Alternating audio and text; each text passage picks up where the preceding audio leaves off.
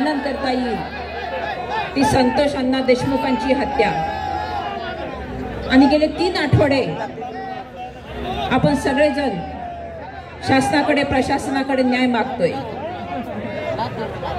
या घटनेचा तपशील आपण सगळ्यांनी यापूर्वी वेळोवेळी अनेकांच्या तोंडून ऐकलेला आहे।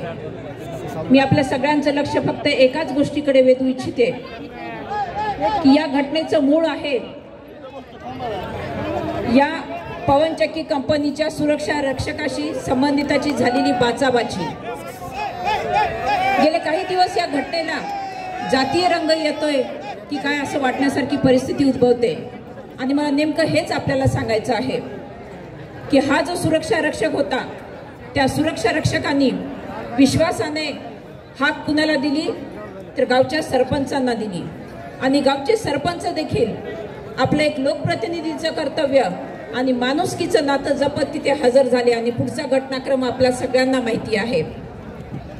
त्यामुळे इथे संतोष अण्णांनी काय केलंय तर माणुसकीचं पालन केलंय।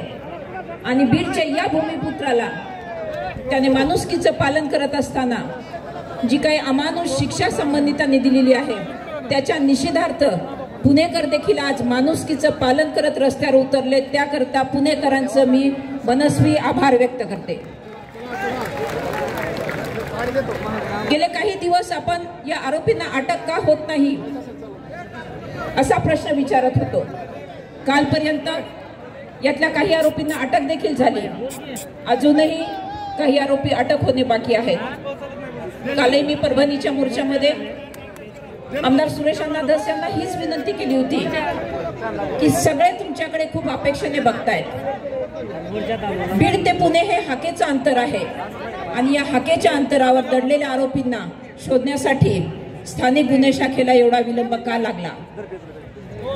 महाराष्ट्राच्या मुख्यमंत्र्यांनी विधिमंडळामध्ये जाहीर करून संबंधितांविरुद्ध मोकाची कारवाई करण्याचं सुतोवाच करूनही प्रशासनाकडून जर कारवाई दिरंगाई झाली असेल तर मग ही कर्तव्यामध्ये हेतू पुरस्पर हायगाई समजायची काय याचा